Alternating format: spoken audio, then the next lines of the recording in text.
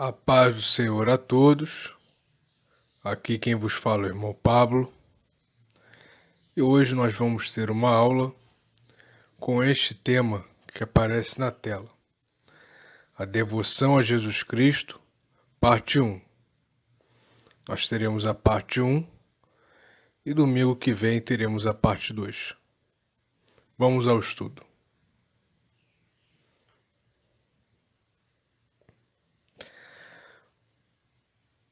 O nosso objeto de estudo é a devoção que se tem a Jesus Cristo. Jesus Cristo é a figura central da nossa fé.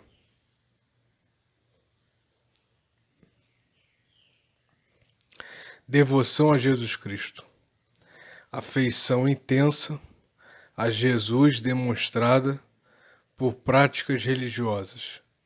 A própria palavra cristianismo sugere esse ato.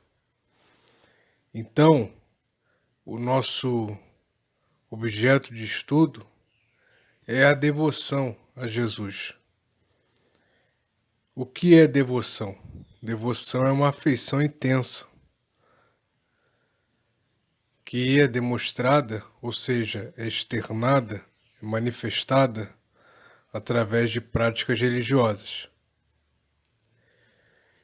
E a própria palavra cristianismo, que se nós formos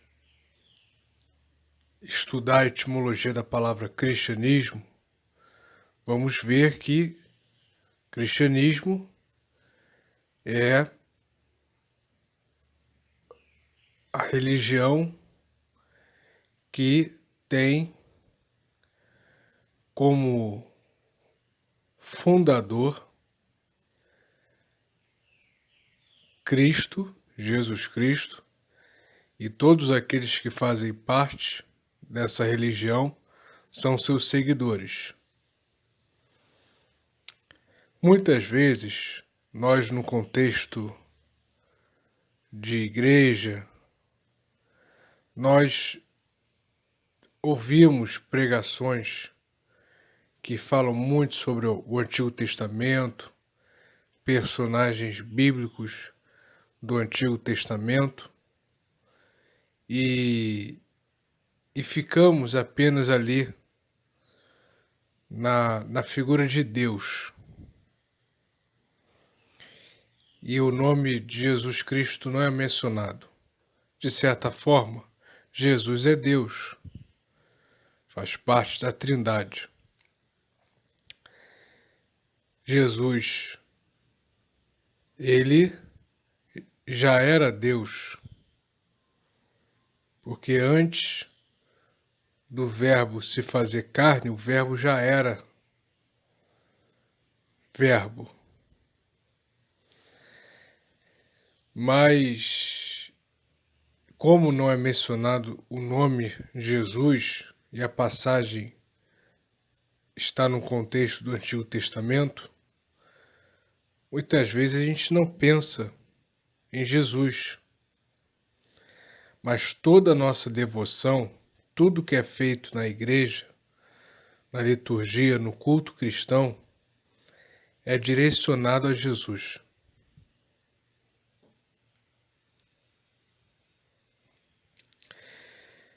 Essa pessoa, ela é tão forte que ela inspirou o Ocidente, ela esteve ali participando na fundação do mundo ocidental e ela inspira a cultura. Por exemplo, a produção cinematográfica, A Paixão de Cristo, que foi produzido pelo ator Mel Gibson. Também a famosa pintura de Michelangelo, A Última Ceia. E também a escultura, que é um ponto turístico, o Cristo Redentor. Então, a figura de Jesus Cristo ela está profundamente ligada, atrelada à formação do mundo ocidental e à cultura, de um modo geral.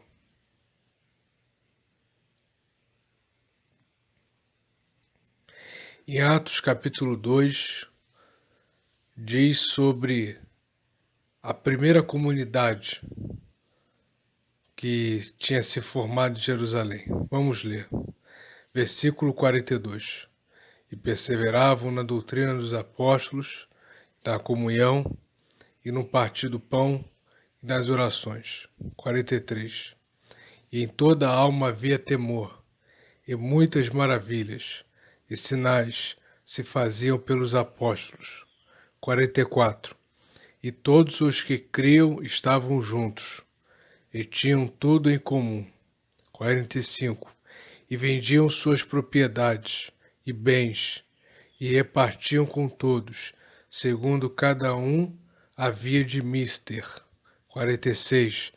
E, perseverando unânimes todos os dias no templo, e partindo o pão em casa, comiam juntos com alegria e singeleza de coração. 47. Louvando a Deus e caindo na graça de todo o povo. E todos os dias acrescentava o Senhor à igreja aqueles que se haviam de salvar. Então aqui nós vemos como atuava, como era a rotina da comunidade de Jerusalém, primeira comunidade de cristãos. Então havia o ensinamento por parte dos apóstolos, a comunhão, o partir do pão, ou seja, comiam a refeição juntos, nas orações também, estavam ali perseverando, e tudo eles tinham em comum, pegavam suas propriedades, vendiam e repartiam com todos, ou seja, ninguém tinha mais propriedades que o outro, pelo contrário, isso era repartido. Então, essa é a comunidade que nós temos de devotos a Jesus. Outro texto que nós temos é Atos capítulo 11, versículo 26. E sucedeu que todo um ano se reuniram naquela igreja e ensinaram muita gente. E em Antioquia foram os discípulos, pela primeira vez, chamados cristãos. Então, tanto como Atos 2 como Atos 11, nós vemos ali os primeiros cristãos. Esse versículo 26, nós vemos que pela primeira vez essas pessoas que eram devotos a Cristo são chamadas de cristãos em Antioquia. Então, nós vemos que a devoção a Cristo começa na prática religiosa dessas primeiras pessoas, dessas primeiras comunidades. Pessoas que viram em Jesus a salvação, viram Jesus como seu Senhor e o seu mestre e começaram a segui-lo, a ouvir os seus ensinamentos e praticá-los.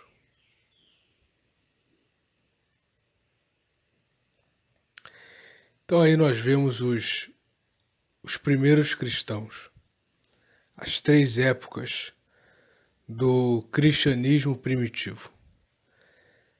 Época apostólica, de 30 depois de Cristo a 67. Primeira geração de cristãos, composta de pessoas que aderiram à proposta de Jesus de Nazaré e iniciaram o trabalho de anúncio das boas novas. Então, essa primeira geração, época apostólica, ela foi a primeira geração de cristãos. Então, nós temos aí os personagens mais influentes das igrejas iniciais, o apóstolo Paulo, apóstolo João, apóstolo Pedro, Tiago, o irmão do Senhor. Então, é a primeira época. A segunda época, subapostólica, 67 a 97. Segunda geração de cristãos, onde as comunidades eram compostas de pessoas que aderiram à fé cristã a partir do trabalho pastoral desenvolvido pela primeira geração. Então, nós temos na época subapostólica os primeiros cristãos, depois dos que se converteram a partir do anúncio do próprio Jesus. Então, esta segunda época são cristãos que ouviram a mensagem desses primeiros cristãos e se converteram. Era uma geração que se percebe nos estudos que havia famílias inteiras, porque muitos nasceram com as suas famílias convertidas ao cristianismo. E são comunidades que estiveram numa época de muita tensão, porque houve o desaparecimento dessa primeira geração de seguidores de Jesus, que eram pessoas referenciais, que inclusive ensinavam a doutrina de Cristo, porque ouviram do próprio Jesus. Também houve a perseguição por parte dos líderes das sinagogas e também a repressão do Império Romano. Nessa época subapostólica que começa a composição de livros do Novo Testamento. Depois nós temos a época pós-apostólica, 97 a 130, é a terceira geração de cristãos, onde teve a composição dos últimos escritos do Novo Testamento.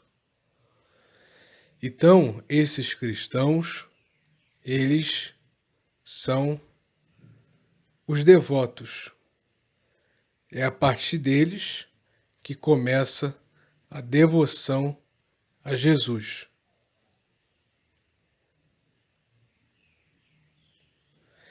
O contexto dessas comunidades, dessas primeiras épocas, é contexto de perseguição. Havia perseguição intensa dos judeus e repreensão do Império Romano.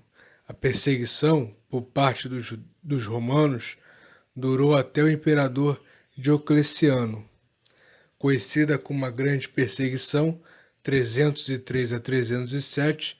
Este imperador talvez tenha realizado a maior perseguição aos cristãos. Então, Diocleciano, ele é o último imperador que vai perseguir os cristãos. Após ele vem Constantino, e Constantino, em 313, emite uma lei decretando que o cristianismo fosse uma religião legalizada. Em 380, com Teodósio I, o cristianismo vai se tornar a religião oficial do Império. Então, a perseguição durou até Diocleciano, uma perseguição voraz.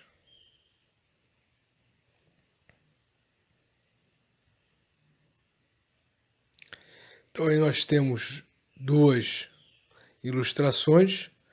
A primeira, nós vemos os cristãos no Império Romano.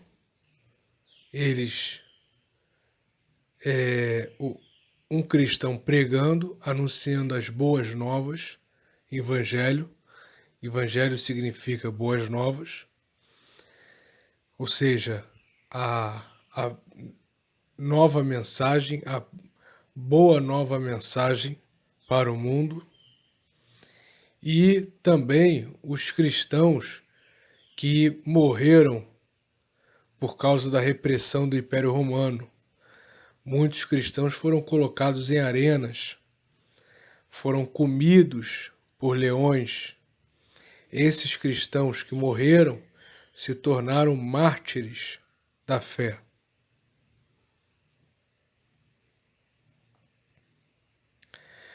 Contexto de perseguição. Agora, perseguição dos judeus. A perseguição por parte dos judeus se deu também em contexto de morte. Os textos de Atos, de 6 a 8, relatam sobre a primeira grande perseguição à comunidade de Jerusalém. Inclusive, o apóstolo Paulo, ainda sendo fariseu, participou consentindo com o apedrejamento do diácono Estevão. Então, os cristãos, por causa da devoção a Jesus Cristo, não foram apenas perseguidos pelo Império Romano, mas também pelos judeus da época, a começar pelo próprio Jesus, que foi morto, recebeu uma pena de morte, foi crucificado. Graças a Deus havia um plano, né? Ressuscitou e está à destra de Deus Pai, subiu aos céus, né? Teve a sua ascensão. Foi exaltado, como diz Filipenses capítulo 2. Então, houve também perseguição por parte dos judeus. E vemos ali a primeira grande perseguição à comunidade de Jerusalém em Atos de 6 a 8. Foram levantados diáconos na comunidade de Jerusalém e Estevão começa a pregar e os judeus da época não gostaram e levaram a um tribunal. Ele fez a sua defesa, mas não adiantou. Foi morto, apedrejado, e inclusive o apóstolo Paulo estava no momento da sentença. Inclusive, as pessoas colocaram as túnicas, a roupa de Estevão, colocaram nos pés do apóstolo Paulo. Nesse momento ainda era Saulo, era um jovem chamado Saulo. Depois o seu nome vai ser trocado. Então, os cristãos também foram perseguidos, muito perseguidos por causa da devoção a Jesus Cristo. Atos capítulo 24, versículo 14. Mas confesso-te que, conforme aquele caminho a que chamam seita, assim sirvo ao Deus de nossos pais, crendo tudo quanto está escrito na lei e nos profetas. Então você perceba que a palavra caminho, a letra inicial, o C, está em letra maiúscula, com a letra maiúscula. Então nós vemos que os judeus consideravam a fé cristã, o cristianismo, uma seita. Depois virou uma religião, houve os concílios ecumênicos, os pais da igreja, que foram dando corpo, foram sistematizando cada vez mais as doutrinas do cristianismo, e o cristianismo virou essa essa religião que nós conhecemos, grande, complexa, mas nesta época era considerado uma seita do judaísmo, chamada Caminho.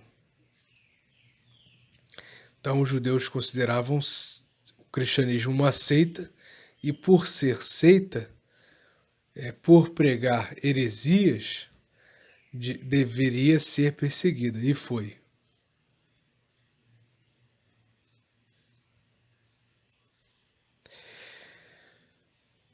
Um dos grandes mitos que os romanos falavam dos cristãos é que os cristãos eram comedores de carne humana, canibais. Por quê?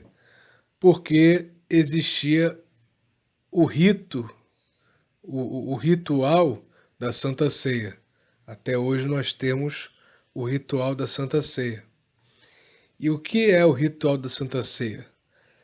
Nós comemos o pão e bebemos o vinho, suco de uva, que simbolizam, respectivamente, o corpo e o sangue de Cristo. Isso foi uma ordenança do próprio Cristo, que pediu que nós comêssemos o pão e o suco de uva e o vinho como se fossem a sua carne e o seu sangue, fazendo memória do sacrifício que salvou a humanidade. Então os cristãos já praticavam, porque foi uma ordenança do próprio Senhor Jesus, e quando isso caía nos ouvidos dos pagãos, dos romanos, dos outros judeus, eles pensavam que isso era um canibalismo, né? Porque Jesus fala, isto é meu corpo. E os cristãos falam que comem e bebem o corpo e o sangue de Cristo. Claro que é de uma forma simbólica, fazer isto em memória de mim. Os pagãos não entendiam isso. E por isso perseguiram também.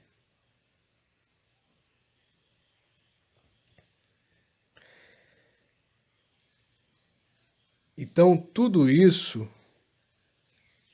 é devoção a Cristo. Começou lá atrás, com os primeiros cristãos, com o cristianismo primitivo, e continua até hoje. Então, é ser devoto a Jesus Cristo. É ter a prática de fazer adoração a Jesus Cristo. É viver segundo os ensinamentos, os preceitos de Jesus Cristo.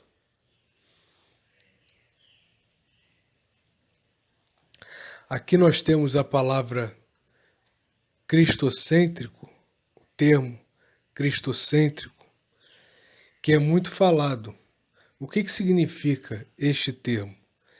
Termo que propõe o posicionamento de Cristo no centro, ou seja, Cristo como a figura principal. Exemplo, louvor cristocêntrico, pregação cristocêntrica e etc. Então, muitas vezes as pessoas falam, a pregação foi cristocêntrica. Ou também, esse louvor não é cristocêntrico. De certa forma, contém erros, pois não é cristocêntrico. O que é cristocêntrico?